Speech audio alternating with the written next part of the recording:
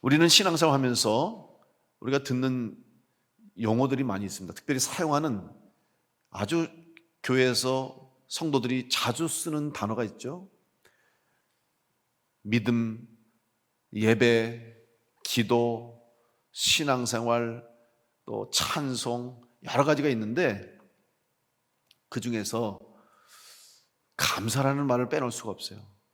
여러분, 감사가 뭐냐면, 저는 이 감사라는 말을 우리가 늘 쓰고 일상생활을 특별히 신앙생활 하면서 감사라는 말을 자주 사용하는데, 저는 이 감사를 우리 신앙생활의 토양과 같다, 저는 그렇게 생각합니다. 감사는 우리 신앙생활의 기초요, 기본입니다. 그런데 이 감사가 있는 사람과 또 감사가 없이 사는 사람은 얼마나 큰 차이가 있는지 몰라요. 마치 어떤 흙에다가 씨를 뿌리느냐, 어떤 토양에다가 나무를 심냐에 따라서 똑같은 씨앗도 똑같은 나무도 열매를 맺는 것이 다르고 꽃을 피우는 색깔이 달라질 수 있듯이, 오늘 우리 그리스도인의 신앙의 토양이, 우리의 믿음의 토양이 감사함으로 든든히 채워지고 감사할 수 있는 성도가 되면 우리를 통해서 주님이 기뻐하신 열매를 많이 맺게 될 줄로 믿습니다. 그러기 위해서는 먼저 여러분의 심령 속에 감사가 충만하게 채워져야 될 줄로 믿습니다. 감사는 바로 신앙생활의 가장 근본이요 기초가 되는 것입니다. 왜냐하면 우리는 하나님의 은혜를 받고 또 하나님의 은혜 가운데 살아가고 있고 하나님의 은혜를 통해서 믿음의 삶을 시작했기 때문에 감사하는 것은 너무나 당연한 일입니다. 하나님의 은혜가 없으면 우리는 살 수 없고, 하나님의 은혜가 없이는 우리는 이 땅 가운데서 살아갈 수 없는 존재이기 때문에 그 은혜를 생각하면서 우리는 감사할 수밖에 없습니다. 구원을 주신 하나님의 은혜, 새 생명을 주신 하나님의 사랑, 죄사함을 주시고 영생을 주시고 천국의 문을 열어주시는 예수 그리스도의 십자가의 사랑과 은혜를 우리는 깨달음으로 다시 한번 감사하는 삶을 살아야 될 것입니다. 그렇다면 그리스도인으로서 감사할 수밖에 없고 또 감사의 삶을 살아야 되는데, 어떻게 하면 감사하는 자가 될 수 있고 또 감사하는 신앙의 삶을 살 수 있겠습니까? 오늘 골로새서 3장의 말씀 속에서 우리는 주님의 음성을 들을 수 있습니다. 첫째로 감사하는 자가 되기 위해서는 하나님의 은혜를 생각해야 됩니다. 우리가 잘 알고 있는 것처럼 감사라는 단어, 영어 단어의 thank you, 우리가 감사합니다 그러면 thank you 하잖아요. 이 thank라고 하는 이 감사의 단어의 어원은 바로 think라고 하는 단어에서 출발했습니다. think가 뭡니까? 생각하다라는 거예요. 결국 감사는 하나님의 은혜를 생각하는 것으로부터 시작됐다는 말입니다. 하나님의 은혜를 생각할 수 없는 사람은 감사할 수 없습니다. 하나님의 은혜를 생각하며 하나님의 은혜를 기억하지 못하면 감사할 수가 없는 것입니다. 우리는 이 하나님의 은혜를 잊지 않고 늘 생각해야 될 것입니다. 그러면 하나님의 은혜는 무엇입니까? 하나님의 은혜는 사랑입니다. 죄인된 우리들을 사랑하셔서 우리의 죄를 사해 주시고 우리를 하나님의 자녀로 삼아 주셨습니다. 뿐만 아니라 이 하나님의 사랑은 조건적인 사랑이 아닙니다. 조건이 채워지는 사람에게 주시는 사랑이고 아니면 어떠한 기준에 맞는 사람에게 주시는 사랑이 아니라는 것입니다.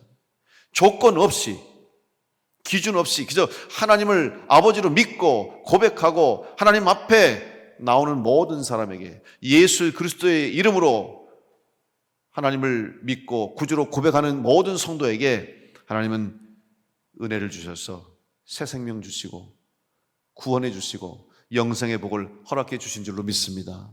이 은혜가 우리 모두가 받은, 바로 여러분이 받고 누리는 은혜인 줄로 믿고 감사하며 살아가는 성도를 될 수 있기를 간절히 축원합니다. 바로 이 하나님의 은혜를 생각해야 된다는 것이죠. 하나님은 조건 없이 우리를 사랑해 주셨어요. 이것이 얼마나 큰 은혜인지 모릅니다. 우리는 그럼에도 불구하고 하나님 앞에 감사하기보다는 하나님의 은혜를 안다고 하면서 또 하나님의 은혜를 받고 있다고 하면서도 감사의 조건을 내세울 때가 많습니다. 내가 생각하는 기준에 맞고 혹은 내가 바라는 것을 얻었을 때, 내가 원하는 것을 취했을 때, 내가 세운 목표가 성취되었을 때 그때는 감사할 수 있고, 내가 바라는 것을 얻지 못하고 내가 원하는 것을 얻지 못하고 내가 생각한 대로 되지 않으면 감사하지 않을 때가 많다는 것입니다. 여러분, 우리는 이미 우리 살아있는 존재 자체가, 이 땅을 살아가고 있는 우리의 삶 자체가 감사할 수밖에 없는 은혜의 삶을 살고 있음을 꼭 기억하시고 하나님 앞에 늘 감사함으로 살아갈 수 있는 성도들 되시기를 간절히 바랍니다. 감사할 수 있는 이유는 바로 우리에게 은혜를 주셨기 때문에 감사하는 거죠. 감사하지 못하면 은혜를 생각하지 못합니다. 은혜가 떠난 인생은 감사할 수 없습니다. 결국 믿음이 약해지거나 시험에 들게 됩니다. 하나님의 은혜를 생각함으로부터 감사의 삶이 시작됩니다. 요한복음 1장 16절로 17절 말씀에 보면 우리가 다 그의 충만한 데서 받으니 은혜 위에 은혜로라. 율법은 모세로 말미암아 주어진 것이요 은혜와 진리는 예수 그리스도로 말미암아 온 것이라. 여러분, 오늘 우리에게 주신 하나님의 은혜는 한이 없는 은혜인 줄로 믿습니다.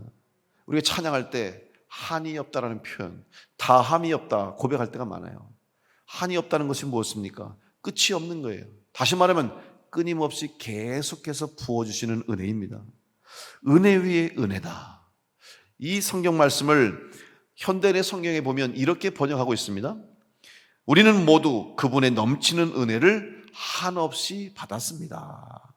여러분, 하나님의 은혜, 예수 그리스도의 십자가의 은혜를 우리는 받았는데 한없이 받은 줄로 믿습니다. 한이 없다는 말은 무엇입니까? 제한이 없다는 것이죠. 끝이 없다는 것이죠. 부어주시고 또 부어주시는 은혜, 넘치게 하시는 은혜가 우리에게 주시는 은혜라는 사실, 이것 또한 감사해야 되지 않겠습니까? 정해진 만큼만 주겠다, 정해진 기간 안에만 주겠다, 그렇다면 참 얼마나 불행할까요? 아닙니다.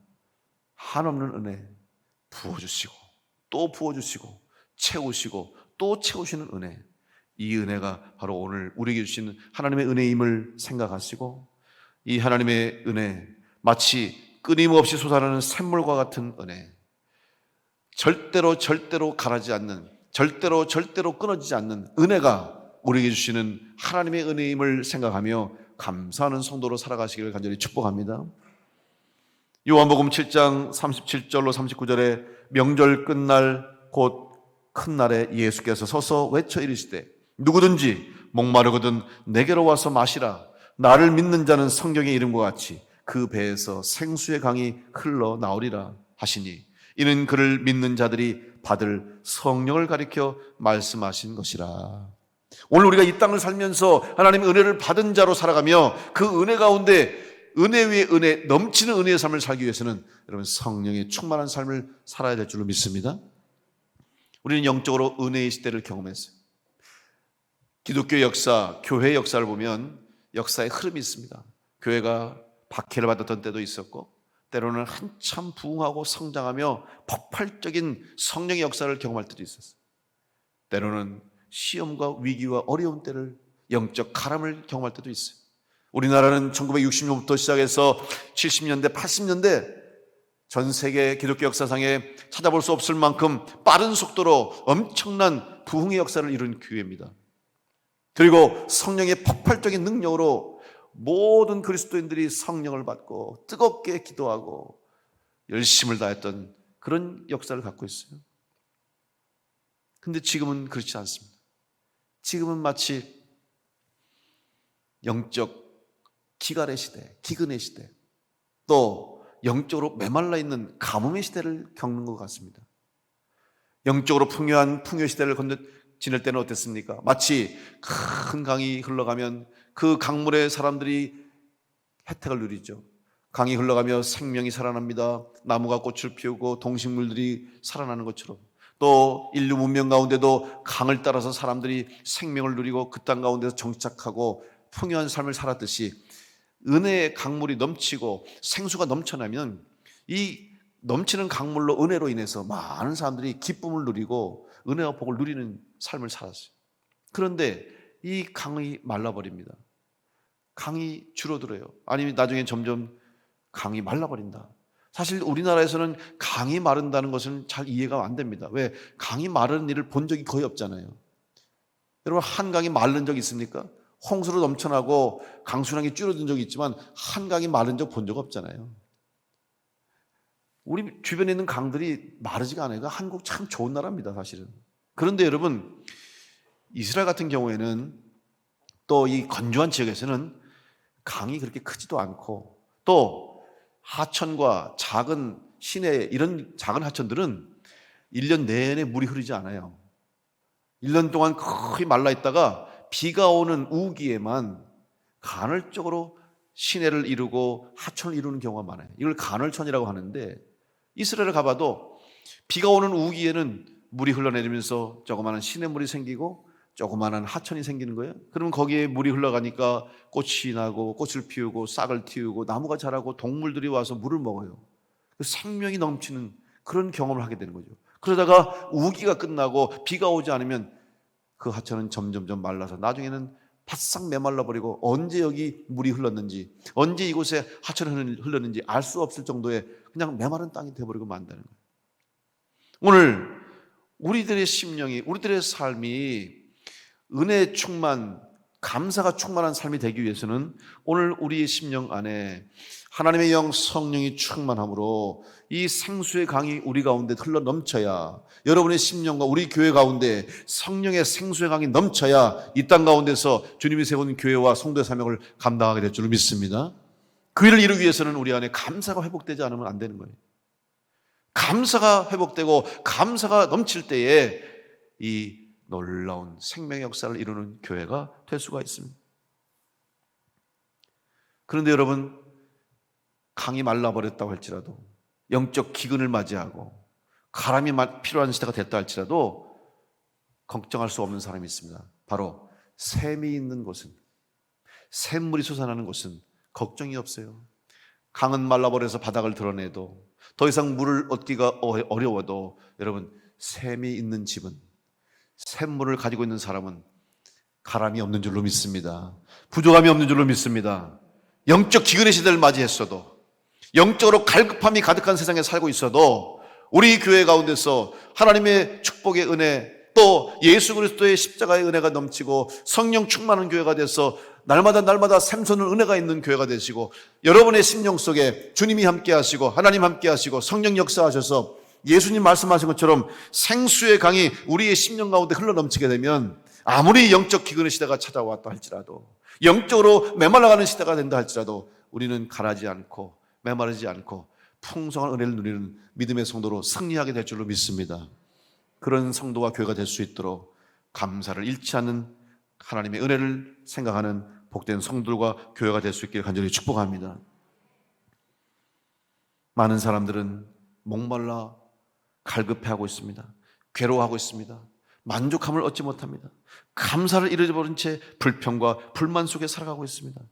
그러나 예수 그리스도의 십자가의 은혜를 덧입고 우리의 심령 속에 성령 충만한 성도는 날마다 공급해 주시는 생명수 생물을 먹고 감사와 만족을 누리며 복된 삶을 살게 될 줄로 믿습니다. 요한계시록 21장 5절로 7절 말씀에 보좌에 앉으신 이가 이르시되 보라 내가 만물을 새롭게 하노라 하시고, 또 이르시되 이 말은 신실하고 참되니 기록하라 하시고, 또 내게 말씀하시되 이루었도다 나는 알파와 오메가요 처음과 마지막이라. 내가 생명수 샘물을 목마른 자에게 값없이 주리니 이기는 자는 이것들을 상속으로 받으리라. 나는 그의 하나님이 되고 그는 내 아들이 되리라.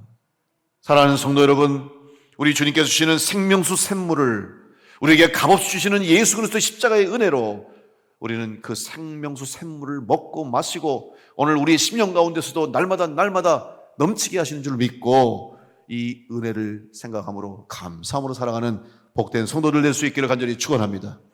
두 번째, 감사하는 자가 되기 위해서는 하나님의 은혜를 생각할 뿐만 아니라 하나님의 은혜를 잊지 않고 기억해야 합니다. 하나님께서 우리에게 주신 복 중에 망각의 은혜가 있습니다. 잊어버리게 하시는 은혜를 우리에게 주셨어요. 만약 우리가 잊어버리는 은혜를 받지 못했다면 우리의 인생은 고통의 연속이요 괴로움의 연속이었을 겁니다. 한번 여러분 생각해 보십시오. 여러분이 지금까지 살아오는 삶 가운데 처음 태어나서부터 지금까지 한순간도 잊지 않고 매 순간 일어나는 일과 사건과 사고와 만나는 삶과 대화 모든 것들을 다 기억할 수 있다면 행복할까요? 하나도 빼놓지 않고 나에게 일어나는 모든 일들을 다 기억하며 살아간다면 정말 우리의 삶이 행복할까요? 아닙니다. 너무너무 괴로울 것 같아요. 내가 잘못했던 것, 실수했던 것, 실패했던 것, 그리고 하지 못했던 것, 아쉬웠던 것, 혹은 상처받았던 것, 상처 줬던 것, 이런 말할 수 없는 수많은 인생 가운데 일들 때문에 매일매일 후회하고 자책하고 괴로워하고 고통스러워하면서 하루하루가 지옥 같은 삶을 살았을 거예요. 때로는 슬퍼하며, 때로는 눈물 흘리며, 때로는 분노하며 고통과 괴로움과 번민으로 하루하루가 고통의 나날이 될 수밖에 없을 겁니다. 우리는 요즘 트라우마라는 말을 자주 듣습니다. 여러분, 트라우마가 무엇입니까? 이거는 사실은 의학적 용어예요. 트라우마는 외상 후 스트레스로 나타나는 현상을 말합니다. 특별히 사람이 아주 큰 충격을 겪는 경험과 사건, 예를 들면 전쟁이나 고문이나 자연재해나 사건, 사고를 통해서 심각한 충격적인 사건을 경험한 후에 그 사건의 공포를 느끼며 그 일이 지난 이후에도, 시간이 지나간 이후에도 계속해서 그때 그 사건과 사고의 경험을 다시 재경험을 통해서 고통을 느끼고 괴로움을 느끼는 불행한 장애를 겪는 현상을 의미하는 것입니다. 여러분, 이 장애가 무엇입니까? 결국 잊어버려야 하는데, 잊어야 되는데 잊지 못함으로 오는 불행한 고통입니다. 그때 그 상처를 잊어버려야 돼요. 그때 그 아픔을 잊어야 돼요. 그때 그 괴로움과 고통의 시간들을 이제는 잊어가야 되는 거죠. 무뎌져야 되는 것이고, 그래서 그 상처가 이제는 내 속에서 치유되고 사라지고, 오히려 그걸 통해서 우리는 더 강해져야 되고 또 새로운 교훈을 얻어야 되고 더 발전하고 또 나은 모습으로 성장하고 성숙해야 되는데, 그 상처 속에 남아있는 거예요. 쓴뿌리가 남아있는 것이고 그 아픔을 계속해서 경험하는 거죠. 그러니 얼마나 고통스럽겠습니까? 여러분, 오늘 잊어버려야 할 것들을 잊는 은혜가 있기를 간절히 축복합니다. 우리는 먼저 우리를 사랑하심으로 우리의 죄를 사해 주신 예수 그리스도의 십자가의 은혜를 통해서, 하나님의 은혜를 통해서 우리가 다 죄사함을 받았다는 믿음을 가지고 여러분, 죄악된 모든 것들을 다 잊어버릴 수 있기를 간절히 축복합니다. 그리고 이제는 생각할 거 있어요. 잊을 것은 이때 절대로 잊어서는 안 될 것을 우리는 늘 기억할 수 있어야 됩니다. 바로 우리에게 이 죄사함을 주신 하나님의 은혜, 예수 그리스도의 십자가의 사랑은 절대로 잊어서는 안 될 것입니다. 새 생명을 주셨기 때문에 살아있습니다. 예수님의 십자가의 은혜가 있기 때문에 우리는 죄를 용서받았습니다. 그리고 주님께서 내 대신 십자가에 죽으시고 다시 부활하심으로 우리도 천국 백성 되어서 영원한 생명을 소유한 부활의 증인으로서 또 부활을 기대하는 사람으로 살 수 있음을 믿으시고 여러분, 은혜를 잊지 않는 성도를 될 수 있기를 간절히 축원합니다. 다윗은 자기 인생 가운데 특별히 힘들고 고통스러운 어려운 순간마다 하나님의 은혜를 떠올렸습니다. 그리고 자기를 향한 하나님의 은혜를 절대로 잊지 않았습니다. 질병으로 죽음이 눈앞에 온 것처럼 느꼈을 때, 대적으로부터 생명의 위협을 받아 죽음이 눈앞에 닥쳤을 때도 다윗은 항상 하나님의 은혜를 생각하고 기억하고 하나님의 은혜를 구했습니다. 시편 30편 11절로 12절에 보면 주께서 나의 슬픔이 변하여 내게 춤이 되게 하시며 나의 베옷을 벗기고 기쁨으로 띠띠우셨나이다. 이는 잠잠하지 아니하고 내 영광으로 주를 찬송하게 하심이니 여호와 나의 하나님이여 내가 주께 영원히 감사하리이다. 다윗의 고백입니다. 다윗은 하나님의 은혜를 잊지 않았던 사람이에요. 지금 눈앞에 자기가 만족할 상황이 되었을 때만 감사하지 않았어요. 질병이 치유되었을 때 감사한 것이 아닙니다. 적들이 물러갔을 때 찬양한 것이 아니에요. 적들이 눈앞에 다가옵니다. 죽음의 그림자가 점점점 짙어집니다. 자기의 질병으로 몸이 약해졌습니다. 이러다 죽을 수도 있겠다는 생각이 들었습니다. 그때 다윗은 하나님의 은혜를 구했고 그때 다윗은 하나님의 은혜를 생각하고 기억했습니다. 오늘 여러분, 믿음이 있는 성도는 바로 믿음으로 하나님의 은혜를 구해야 할 줄로 믿습니다. 하나님의 은혜를 잊지 않는 자는 힘들고 어려울 때, 고통스러울 때, 두려울 때, 불안할 때, 그때 바로 하나님의 은혜를 구하고 믿음으로 고백해야 할 것입니다. 하나님의 은혜를 잊지 않는 자에게는 그 마음에 평강을 주십니다. 예수 그리스도께서 주시는 평안이 우리의 마음을 다스릴 때 우리는 감사함으로 살아가게 될 것입니다. 오늘 성경 본문 말씀인 골로새서 3장 15절에 보면 그리스도의 평강이 너희 마음을 주장하게 하라. 너희는 평강을 위하여 한 몸으로 부르심을 받았나니 너희는 또한 감사하는 자가 되라. 여러분, 오늘 예수님께 주시는 평강이 여러분의 마음 속에 흘러넘치기를 간절히 축복합니다. 여러분을 주장하는 것이 뭐냐 이거죠. 평안이 내 마음을 주장하게 하는 거예요. 그 평안은 하나님이 주시는 평안입니다. 그런데 이 하나님이 주시는 평안, 주님이 주시는 평안을 누리기 위해서는 하나님의 은혜를 생각하고 기억할 때 우리 가운데 이 평안이 넘치게 될 줄로 믿습니다. 세상을 바라보면 근심할 수밖에 없어요. 주변의 문제들을 생각하면 걱정, 두려움밖에 없어요. 그러나 하나님의 은혜를 생각하고 하나님의 은혜를 기대하고 하나님의 약속을 믿고 의지할 때 우리 안에 걱정, 근심 사라지고 다윗이 고백한 것처럼 베옷을 벗어버리고 기쁨으로 띠띠우고 찬양하며 감사하는 놀라운 변화의 역사가 있게 될 줄로 믿습니다. 이번 감사절을 맞이해서 여러분의 삶에 하나님의 은혜가 충만함으로 슬픔이 변하여 찬송이 되고 눈물이 변하여 기쁨이 될 수 있는 복된 성도를 될 수 있기를 간절히 축복합니다. 세 번째로 감사하는 자가 되기 위해서는 우리에게 주시는 은혜를 생각하며 기쁨의 은혜를 누려야 합니다. 감사하는 성도에게 주신 하나님의 복이 있습니다. 그것은 바로 기뻐할 수 있는 은혜를 주신 거죠. 근데 그 기쁨은 세상이 주는 기쁨이 아닙니다. 세상이 주는 기쁨은 유한합니다. 일시적이고 또한 부작용이 따라오습니다. 세상이 주는 기쁨을 얻기 위해 사람들은 육체의 쾌락을 추구합니다. 심리적인 만족감을 얻기 위해서 돈을 내고 또 에너지를 쏟습니다. 그러나 바닷물을 마시면 갈증이 더 심해지듯이 세상의 기쁨과 세상의 쾌락과 즐거움을 찾으면 찾을수록 점점점 갈급함은 커지고 만족감은 사라지고 더 많은 즐거움, 더 큰 쾌락을 쫓아서 더 많은 돈을 쓰고 시간을 낭비하고 결국은 육체적으로 탈진하게 됩니다. 수고를 거듭해야 되고 더 많은 애를 써야 되고 그러면 그럴수록 더 공허함은 클 수밖에 없고 채워질 수 없는 밑 빠진 독에 물 붓는 것처럼 점점점 더 큰 빈 공허감 속에서 고통스러워하는 악순환을 되풀이할 수밖에 없습니다. 오늘 우리가 추구하는 기쁨, 또한 하나님이 우리에게 주시는 기쁨은 이 세상의 기쁨이 아닙니다.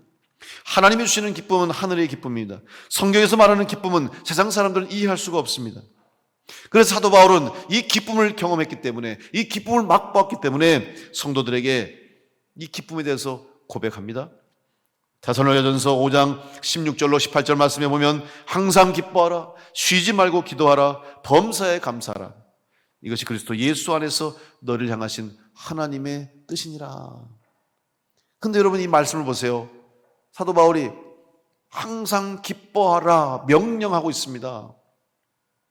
여러분 어떻게 모든 일에 감사할 수 있습니까? 또 어떻게 항상 감사할 수 있습니까? 이렇게 불가능한 일을 어떻게 하라고 말씀하십니까? 생각할 수 있겠지만 아닙니다. 불가능한 일이 아닙니다. 오히려 우리의 삶의 모든 것이 하나님의 은혜요, 예수 그리스도의 은혜임을 믿을 때에 우리는 모든 일에 감사할 수 있고 항상 감사할 수 있고 쉬지 않고 기도하며 기뻐할 수 있는 것이 성도의 삶임을 깨닫고 여러분 항상 감사하는 기쁨의 은혜를 누리는 성도로 살아갈 수 있기를 간절히 축복합니다. 어제 제가 우리 지방의 한 목사님이 결혼식을 해서 결혼 예배에 참석했습니다. 그랬더니 주례하시는 목사님이 이제 부부의 삶을 설명하고 교훈을 주면서 이런 설명을 하는 걸 제가 들었어요. 우리나라 전통 전통 혼례상에 초례상을 이제 차리잖아요. 그 초례상에 올라오는 것들이 있습니다. 거기에 올려놓는 것이 뭐냐 하면 우선 두 가지 나무 가지를 올려놓습니다. 하나는 소나무 가지, 또 하나는 대나무를 올려놔요. 대나무 가지를. 그리고 대추하고 밤. 그럼 대추밤은 잘 아시는 것처럼 다산과 장수를 의미하는 것이죠. 그러면 소나무는 뭘 의미합니까? 소나무는 잎을 피울 때 홀잎이 아니에요. 겹이죠. 겹잎을 피워요. 그래서 같이 몇 개의 잎이 쌍을 이루면서 피었다가 질 때도 하나씩 안 떨어져요. 한꺼번에 떨어지는 거죠. 그러니까 부부는 항상 함께 한다는 거죠. 언제나 어디서나 항상 이제는 생사를 같이 하는 부부가 되라 하는 교훈이 있겠고, 그럼 대나무는 뭡니까? 우리가 상식적으로 대나무는 항상 푸른 잎을 나타내고 흔들림이 없이 변함없이 절개를 의미하는 거죠. 신뢰를 의미하는 거죠. 부부 사이에 항상 신뢰함이 있어야 되고 서로를 믿어야 되고 변함없는 사랑으로 일생을 같이 되는 거죠. 그런데 이 대나무의 특징 중에 또 하나가 있습니다. 바로 꽃을 피우는 특별함이 있는데, 여러분 보통 대나무가 몇 년 만에 꽃을 피우는지 아십니까? 대나무 꽃을 피우려면 대나무는 60년마다 한 번 꽃을 피운다고 그래요. 60년마다 한 번. 그런데 만약 꽃을 피워야 할 해에 꽃을 피우지 못하면 그 다음 60년을 또 기다리는 거예요. 그러니까 120년 만에 한 번 꽃을 피울 수도 있어요. 그런데 60년마다 이렇게 한 번 꽃을 피우는데 그것도 참 특별한 것 같아요. 보통 일반적인 식물들이나 나무들은 각각 자기가 때가 되면 꽃을 피우는 거예요. 날씨가 기후가 되고 절기를 맞아서 꽃을 피울 때가 되면 알아서 꽃을 피우는 거예요. 옆에 있는 다른 식물이나 나무가 꽃을 피우든 말든 내가 할 수 있으면 그냥 피우는 거예요. 그리고 그냥 지는 거죠. 그런데 대나무는 그렇지 않다는 거예요.